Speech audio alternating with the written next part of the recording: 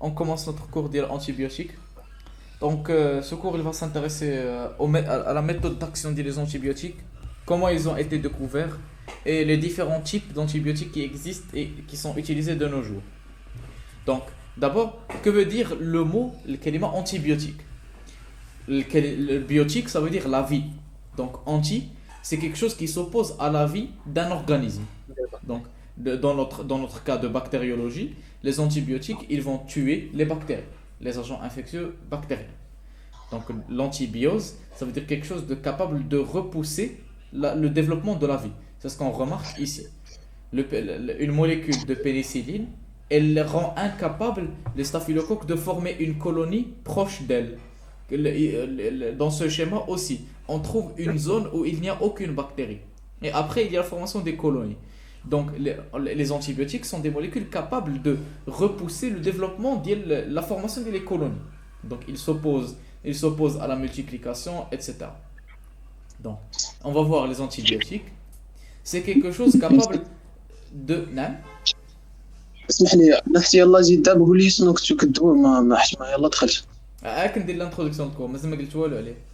Donc, les antibiotiques, on va voir que c'est quelque chose de capable de s'opposer à la bactérie par plusieurs moyens. On va voir, ils sont capables d'agir au niveau de la paroi, ils sont capables d'agir au niveau de la synthèse protéique, capables d'agir à l'ADN, au matériel génétique, capables d'agir avec les protéines directement ou bien agir au niveau des membranes. Donc nous allons voir que chaque type d'antibiotique, il a un site bien défini, son site d'action. Donc, spectre d'activité, on va voir que qu'il y a des antibiotiques qui ciblent plus spécifiquement des bactéries que d'autres. C'est là où on détermine le spectre d'activité.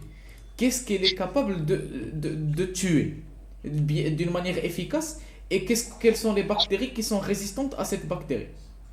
Donc, par exemple, ici, à la pénicilline, exemple de pénicilline, on remarque que l'Escherichia coli et l'Haemophilus influenza, ils sont capables de vivre proche de la pénicilline. Ça veut dire qu'elle n'a pas réellement d'effet sur ces deux bactéries. Par contre, sur le staphylocoque, streptocoque, pneumocoque, gonocoque et diphtérie, elle est bien capable de s'opposer à la formation de ces colonies. Donc, on parle alors d'un spectre d'activité des antibiotiques. C'est pour cela on est capable de diviser les antibiotiques en deux types. Ceux qui ont un spectre d'activité large, ça veut dire qu'ils sont capables de s'opposer à plusieurs types de bactéries, et ceux qui ont un spectre étroit, qui spécifiquement, ils ont été créés contre une seule bactérie ou bien un nombre bien limité. Les bactéries les plus dangereuses, maintenant. Je vous donne un exemple. Si nous avons un antibiotique, à votre avis, qui s'oppose à une toxine, bien définie, à votre avis, est-ce que son spectre d'activité, il va être large ou bien étroit? large. Être N3. Étroit. علاش Si on crée un antibiotique, contre une seule toxine, ça veut dire qu'il n'est capable que de dégrader la toxine. Donc il ne va pas dégrader une autre bactérie ou une autre toxine. Donc il a un spectre étroit. Un anticorps. Alors qu'il y a un antibiotique qui cible un composant de la paroi qui existe au niveau de toutes les bactéries, il aura un spectre large. Par exemple, imagine avec moi un antibiotique qui cible la membrane externe de la paroi. Ça veut dire qu'il est capable d'agir au niveau de presque toutes les bactéries gram-négatives. Donc, ces sont des caractéristiques qui déterminent d'un antibiotique à un autre. Est-ce qu'il est capable d'agir au niveau de plusieurs bactéries ou bien seulement des bactéries bien spécifiques, bien définies. Donc, spectre théorique, donc, comme on remarque, qu'il y a des antibiotiques, notamment les bêta-lactamines, la famille, le benzipénicilline, oxacilline, ampicilline, etc. Ils sont capables d'agir au niveau des grammes positifs camelines, avec certains, le gram positif et négatif. Donc, le spectre large, on parle de celles qui sont capables d'agir au niveau de plusieurs types de bactéries. Et un spectre étroit, ce sont celles qui sont capables d'agir spécifiquement à un seul type, ou bien une seule bactérie. Notamment les familles bêta-lactamines, les aminosides, les phénicolées, les tétracyclines, les macrolides, glycopeptides, les quinolones, etc. Donc nous allons voir tous ces noms, qu'est-ce qu'ils sont capables d'attaquer, etc. Donc les résistances naturelles et acquises. Donc on a déjà parlé du phénomène de transduction, d'échange de gènes entre les bactéries. Donc, qu'est-ce qu'on a découvert au niveau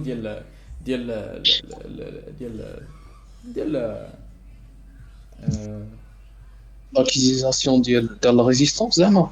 oui, on a trouvé que chez les bactéries, après l'utilisation d'un nouveau antibiotique, quelques temps après, il y a une nouvelle mutation de la bactérie capable de résister à l'antibiotique, la méticilline. Un an plus tard, le staphylocoque doré, il a acquis la résistance à cet antibiotique. Les entérobactères, qui 2 ans après l'ajout de l'ampicilline, ils ont acquis la résistance, etc. C'est dû à donc, les phénomènes qu'on a déjà vus au niveau des génétiques des bactéries, de la génétique des bactéries. Après maintenant, des milliards de générations, inévitablement, une génération, elle va acquérir une résistance. Elle va acquérir une résistance. Et elle va ensuite la transmettre à d'autres bactéries. C'est pour ça qu'il faut faire très très attention aux résistances naturelles et acquises face à un antibiotique. Donc, résistance acquise aux antibiotiques, mécanisme génétique. Comme on a vu, le staphylocoque sensible, il peut acquérir un gène de résistance soit par conjugaison, soit par transformation, soit par transduction, soit par mutation, etc. Ce qui va lui ajouter un gène résistant contre un antibiotique. Donc, il faut faire très très attention parce que, comme on a dit, nous avons déjà vu le phénomène des bactéries multirésistantes. Donc, classification des antibiotiques, on va voir en fonction de leur nom, mais le nom. Donc, en fonction de la forme chimique les bêta-lactamines, notamment les pénicillines. On distingue dans la famille des pénicillines les pénicillines A, ampicilline, amoxicilline, les pénicillines M. Ensuite, les céphalosporines, ils font partie des bêta-lactamines. Céphalosporines de première génération, deuxième, troisième, quatrième. Ça veut dire que c'est une nouvelle molécule encore plus active. Ensuite, nous avons la famille des aminosides, les cyclines, les quinolones, etc. Donc, l'action des antibiotiques, les étapes. L'objectif, quels sont les objectifs qu'un antibiotique doit assurer afin d'être actif? Il doit d'abord avoir une spécificité, il doit pénétrer dans la bactérie. Donc, il doit être reconnu. C'est comme si la bactérie, pour être pathogène, elle a besoin de fibrilles. La même chose, antibiotique, pour être efficace, il doit reconnaître la bactérie. Et il doit éviter les flux. La bactérie, elle a un système de défense. Donc, si une bactérie, elle rentre, elle est capable de l'éliminer. Donc, c'est pour ça qu'il va avoir un moyen de ne pas l'éviter. Il ne doit pas être inactivé. Ça veut dire qu'il a besoin d'une barrière qui le protège contre les enzymes de la bactérie et trouver la cible. Par exemple, s'il doit agir au niveau des protéines, il doit avoir un moyen de reconnaître les protéines ciblées, etc. Par exemple, la pénétration des antibiotiques, nous avons des porines au niveau de la paroi les bactéries, plusieurs types de porines, et chaque antibiotique, il cible une voie d'entrée. Donc, le minocycline, il entre à ce niveau-là, tétracycline, il entre à ce niveau-là, etc. Donc, les peptidoglycanes, ils agissent à ce niveau-là. Donc, les peptidoglycanes, le composant qui est là. Les buron, les protéines, c'est les porines. Donc, chaque antibiotique, il doit trouver un moyen de rentrer au niveau de la bactérie pour agir à l'intérieur. S'il agit au niveau soit enzymatique, ribosomal, matériel génétique, etc. Par contre, si il agit au niveau de la paroi, il doit reconnaître la paroi, etc. Pénétration de la bactérie, des cas streptocoques, etc. Donc, normalement, la paroi, elle est fermée.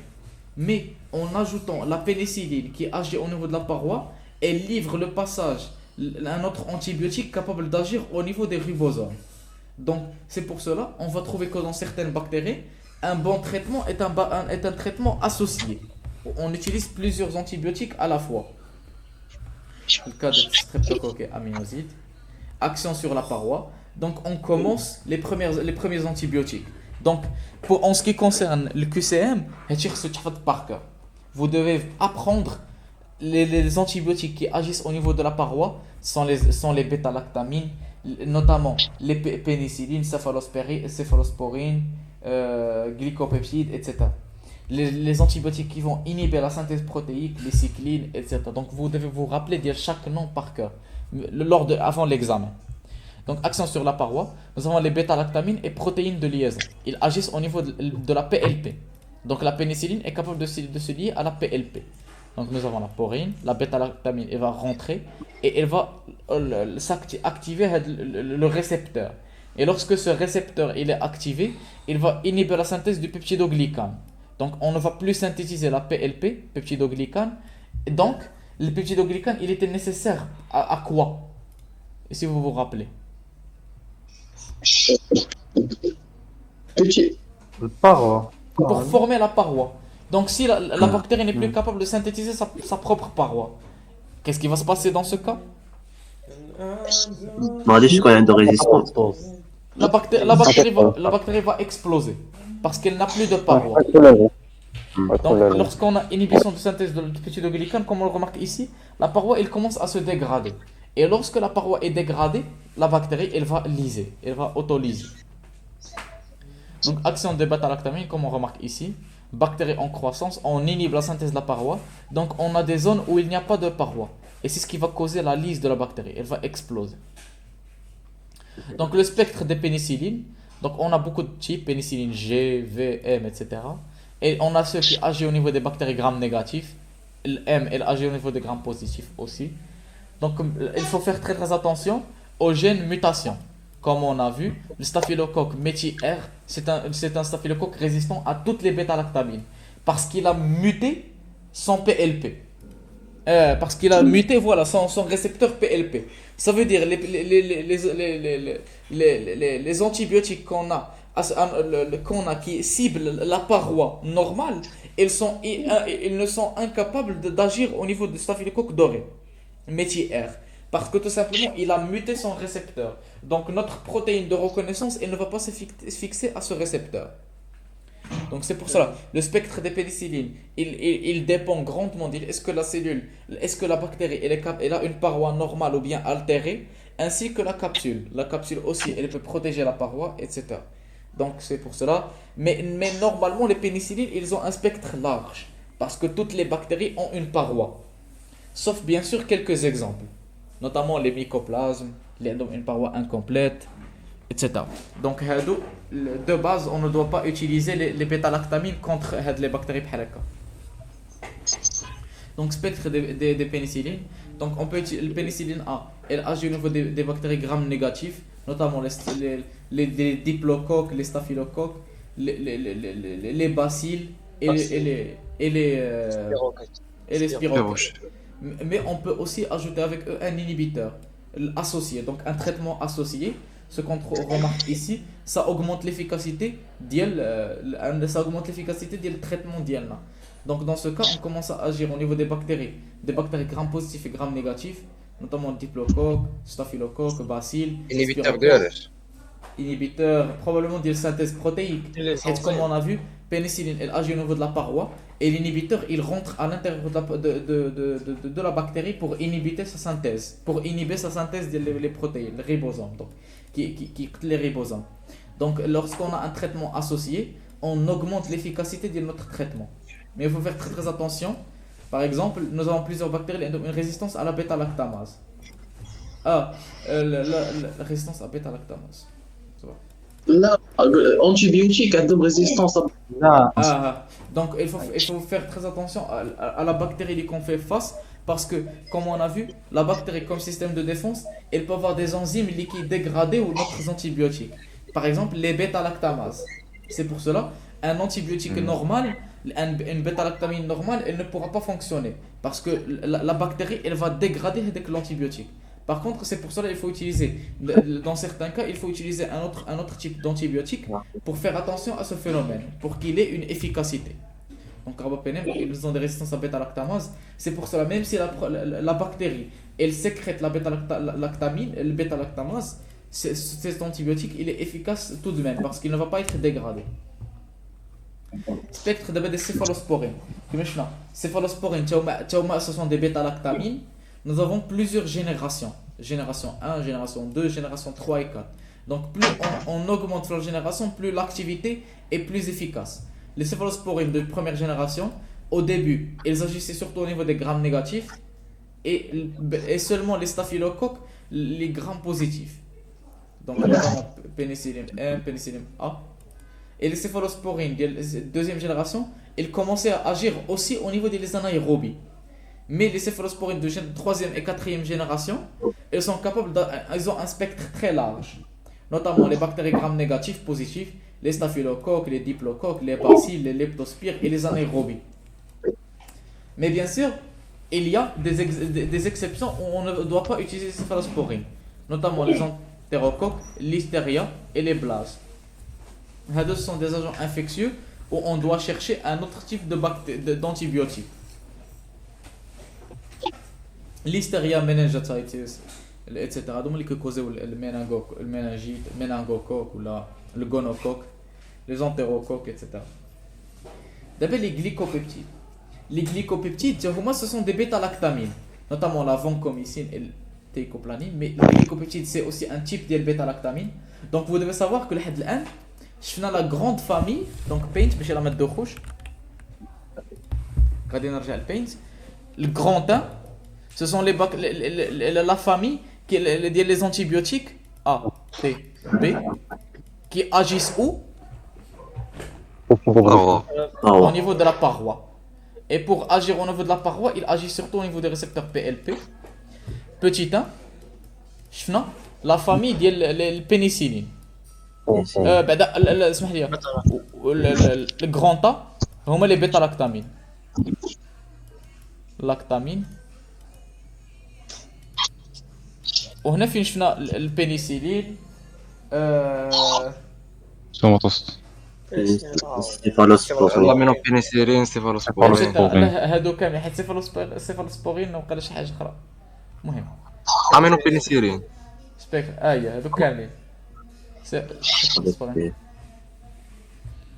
Donc voilà, ils agissent au niveau de la paroi, ils ont bêta-lactamine.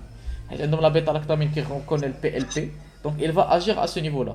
Et ensuite nous avons les glycopeptides. Les glycopeptides, ils inhibent la synthèse des peptidoglycanes. Ils ont un spectre étroit.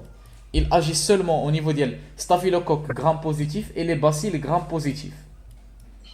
Voie d'admiration parentérale. Les indications que c'est dans le cas où nous avons quelque chose qui est déjà résistante les autres bêta-lactamines. Donc voilà. Donc les antibiotiques qui agissent à ce niveau-là. Ensuite, nous avons les antibiotiques qui agissent au niveau de la synthèse protéique. Donc autrement dit, ils vont dégrader les ribosomes de l'antibiotique, de la bactérie. Donc dans ce cas, on distingue les aminosides, les cyclines, les phénicolées, les macrolides et ajouter aussi les synergistines. Donc les aminosides, notamment gentamicine, méthylmycine, tobramycine, etc. des antibiotiques, ils agissent au niveau des staphylocoques gram-positifs et les bacilles gram-négatifs. Donc on ne les utilise pas contre les anaérobies et les streptocoques. Donc ils sont toxiques, c'est pour cela qu'on doit utiliser les antibiotiques. Parce que pour éviter un effet secondaire, il est dangereux. Parce que vous connaissez très bien que la prise d'antibiotiques, elle peut avoir des effets secondaires. Parce que plus la bactérie est puissante, moins l'antibiotique qu'on utilise, moins il est sauf pour le corps humain. Parce qu'on a besoin d'un antibiotique puissant dans ce cas. Et lorsqu'on l'utilise, le corps humain, il aura des dommages collatéraux. C'est pour ça qu'il faut faire attention aux antibiotiques qu'on utilise. Parce que vous connaissez très bien la plupart des antibiotiques. Oui. ترجع الصفحة اللي قبل صافي شكرا. Donc on a des antibiotiques qui inhibent la synthèse protéique. On va voir un par un les aminosides, les cyclines, les phénicolées et les macrolides, ainsi que les synergistines. Ils inhibent la synthèse protéique. Voilà. Donc, des indications où on utilise les aminosides. Bien sûr qu'il y a des contre-indications, on ne doit pas les utiliser. Les cyclines, ils agissent au niveau de la synthèse protéique. Ils ont un spectre large. Donc, ils agissent au niveau des les staphylocoques gram-négatifs et positifs, diplocoques, les bacilles, etc. On ne les utilise pas contre les anaérobies. Il faut aussi faire très très attention aux résistances acquises. On trouve qu'il y a beaucoup de bactéries qui ont acquis une résistance contre les cyclines. les générations de cyclines, on trouve les tétracyclines, les minocyclines, les doxycyclines, etc. Donc ce sont des différents types de cyclines qu'on peut utiliser. Les céphalosporines de génération 1, 2, 3 et 4, etc. Ensuite, on peut utiliser les phénicolés. Les phénicolés, ils ont un spectre large. Ils ont des indications bien précises parce qu'ils ont, mais il faut faire attention, ils ont une toxicité contre le corps humain. Ils ont une bonne diffusion.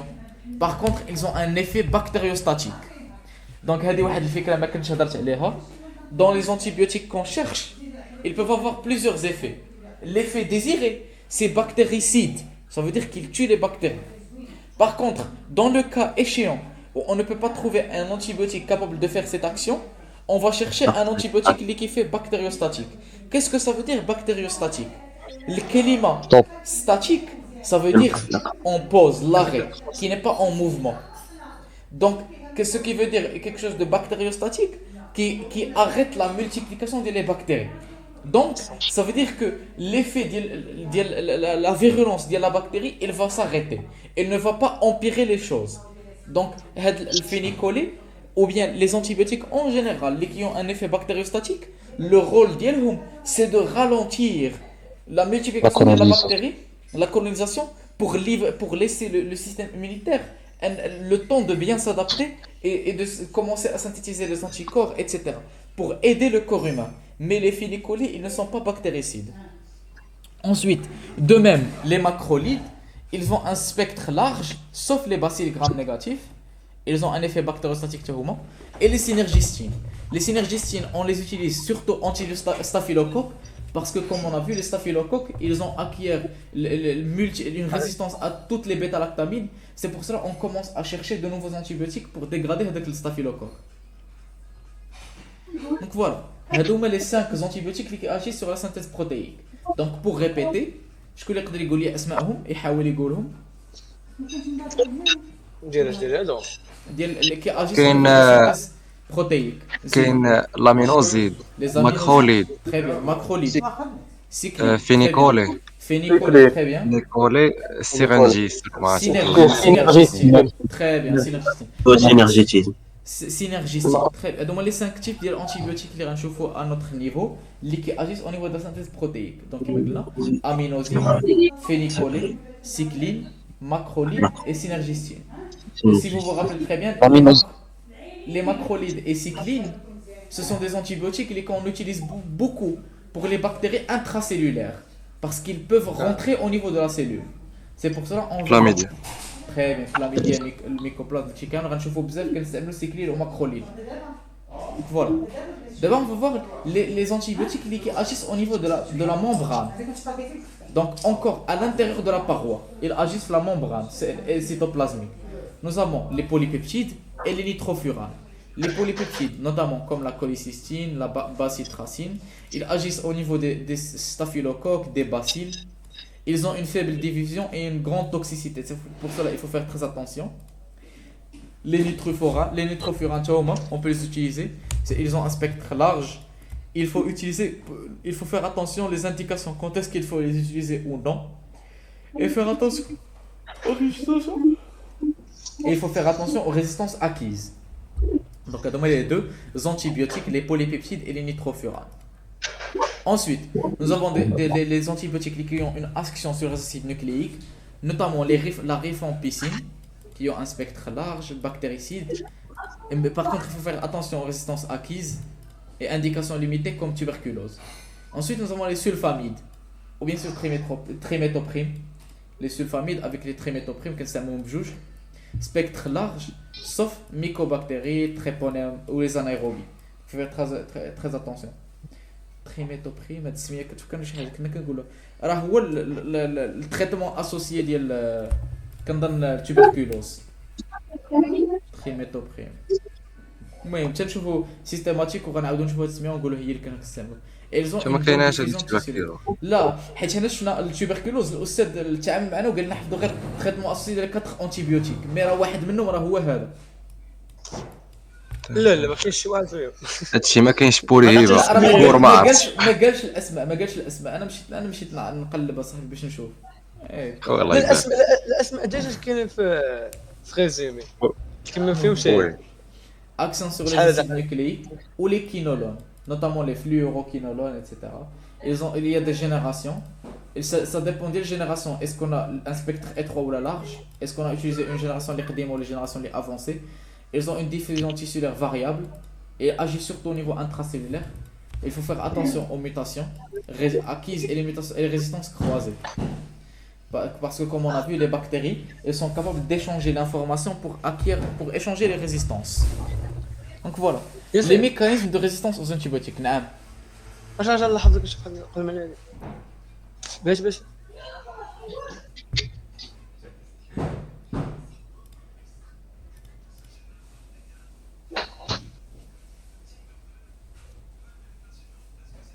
صافي سير لاحظت زعما كطرا لها ميوطاسيون كتولي ريزيستونس ياك هي اللي نقصدو بها صافي ياسين خاصنا نكونوا عارفين غير هاد لي كلاس جينيرال ماشي لا خاصك تعرف كل كلاس شنو كدير. مثلا نسولك سيكلين انت تقول لي مباشره الاجي نيفو دو سانتيز بروتييك زعما او زعما زيد حتى لو سبيكتر داكسيون. حاول تعقل السبيكتر اسكو لي لارج ولا اتخوا. مي دوك لي ديتاي ديال اسكو كي اجي او نيفو دو ستافيلوكوغرام نيجاتيف جو بونس سي بوكو ا ميموريزي ا نوتر نيفو. مي المهم دابا بدا غير عقل على كل كلاس كل تيب. Elle fait partie de quelle famille et elle agit au niveau de quoi? Les mécanismes de résistance aux antibiotiques. D'abord, la bactérie, elle peut faire plusieurs choses pour se défendre contre l'antibiotique. Notamment, elle peut soit avoir une enzyme qui dégrade l'antibiotique, notamment les bêta-lactamases. C'est une enzyme qui dégrade les bêta-lactamines. Elle peut altérer la cible de l'antibiotique. Elle peut, comme on a vu, les staphylocoques qui vont muter le récepteur, donc nos antibiotiques, elles deviennent inefficaces. Elles peuvent expulser l'antibiotique, donc c'est un reflux. Donc l'antibiotique est capable de rentrer au niveau de la cellule, mais elle va être ressortie. Ou bien, elle devient imperméable. Donc on va voir 5 mécanismes que les bactéries peuvent utiliser pour se défendre contre les antibiotiques. Donc, أول حاجة, altération des porines, donc notamment la cible de l'antibiotique elle va changer. Donc donc on parle alors d'un blindage. Il est appelé blindage, donc résistance croisée à plusieurs familles, ou bien résistance par efflux. Efflux, ça veut dire qu'on fait ressortir avec l'antibiotique qui rentre, qui me كنشوفوا هنايا كيف بحال حنايا le corps humain a un système similaire au niveau de la biologie. On a des porines qui sont capables de juste détecter les molécules qui ne sont pas qui ne font pas partie du corps humain et ils font faire ressortir. C'est un efflux. Donc نسيت سميتها صراحه اللي عندنا في البيولوجي mais voilà l'efflux. Donc résistance par efflux, elle est capable de faire sortir avec la bactérie. Résistance par lyse enzymatique, donc elle est capable de dégrader l'enzyme, dégrader l'antibiotique directement, notamment les bêta-lactamines avec les bêta-lactamases, les aminosides, etc.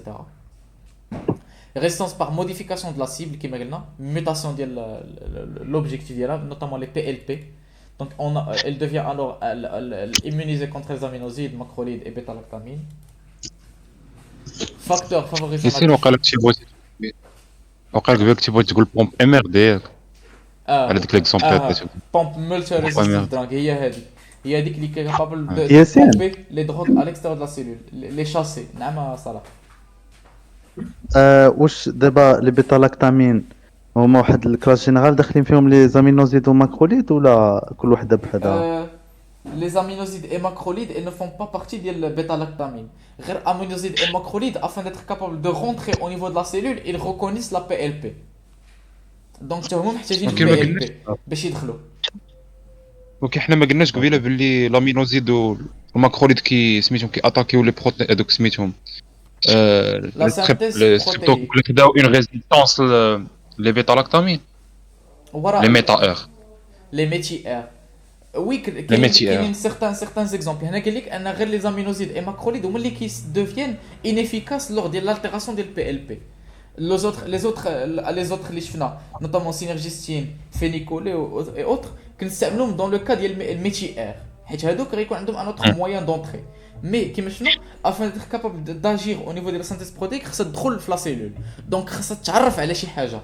كل antibiotique on va voir عنده son récepteur اللي كيستعمل lorsque هاد le récepteur PLP est altéré هاد les bêta هاد les antibiotiques كاملين ils deviennent inefficaces صح ودابا ميتي ار ثاني انها بكتيري التيري ولا c'est une bactérie qui acquiert une résistance à toutes les bêta-lactamines ريزيستونس على الميثيسيلين والميثيسيلين من اللي بيطلع لك عامل تولي ريزيستونس عليك تولي ريزيستونس على كلشي على كاع اللي بيطلع لك. voilà un autre moyen facteur favorisant la plasmide est-ce que شنو plasmide البلاسميد هو داك اللي مع الكروموزوم كيديفيزي بلاسميد هو الكروموزوم بكتيريان. هو كيما كنشوفوا ان بيلي سيكسويل اللي كيشانجي اون بactérie à une autre un matériel génétique ça peut favoriser la diffusion de la résistance كيما شفنا. Donc voilà, fait pression de sélection. Donc le moment où on commence à utiliser les antibiotiques, il y a apparition de nouvelles souches résistantes. Alors, les facteurs favorisant le contact avec d'autres bactéries, il y a un échange entre les bactéries du milieu hospitalier, une bactérie à une autre, ils s'échangent les résistances, etc. Donc, pour terminer ce cours, j'aimerais vous envoyer les deux panneaux اللي كنت انا صاوبت على هذيك اللي هما اللي كنت حفظت pour l'antibiotique. انا غنصيفطهم دابا في واتساب ونحلهم هنايا. WhatsApp Gragas. Voilà, ici, je vous ai envoyé deux images le carton اللي كنت صاوبت انا à ce niveau là. Donc les antibiotiques en général pour résumer هذا خصو تحفظ par cœur كامل هذا هو اللي انا حفظت par cœur من اول كلمات لاخر نهار قبل الامتحان. Donc un antibiotique il a plusieurs méthodes d'agir, soit au niveau de la paroi, membrane, synthèse des protéines, ADN, ARN ou bien des métabolites. Un bon antibiotique, il doit être capable de bien pénétrer la bactérie, d'éviter le flux, de ne pas être inactivé, donc il doit être résistant aux enzymes de la bactérie et trouver la cible où il doit attaquer. Donc il existe plusieurs types, notamment les bêta-lactamines, les aminosides, chaque type a un endroit spécifique. Donc on commence. Accent sur la paroi, les bêta-lactamines avec les pénicillines, céphalosporines, glycopeptides. Nous avons les inhibitions de la synthèse protéique, notamment les aminosides, cyclines, phénicolées, macrolides, synergistines. Ensuite, nous avons l'accent sur la membrane, les polypeptides, les nitrofuranes. Ensuite, accent sur le matériel génétique, les rifampicines, sulfamides et les quinolones, etc. Ainsi, la bactérie, pour contrer l'effet des antibiotiques, elle peut utiliser 5 méthodes. Soit un brouillage, elle broie l'antibiotique grâce à une enzyme, notamment les bêta-lactamases avec les bêta-lactamines. Un camouflage, elle modifie la cible et devient inconnue. Un blindage, elle bloque les porines, donc l'antibiotique n'est plus capable de rentrer au niveau de la cellule. Une esquive, elle envoie un autre élément qui va, l'antibiotique il va perdre son temps avec un autre élément qui n'est pas la bactérie. Et ensuite un biofilm. Un biofilm c'est le dernier mécanisme de défense, notamment lorsqu'on a une très grande colonie de bactéries. Celles au niveau du centre, elles sont inaccessibles. Parce que le biofilm, on a tellement de bactéries que on est capable seulement d'attaquer celles au niveau de la périphérie de la colonie. On n'est pas capable d'attaquer celles au niveau du centre. Donc, il y a les 5 moyens de protection d'une bactérie. Donc voilà, on a terminé notre cours de l'antibiotique.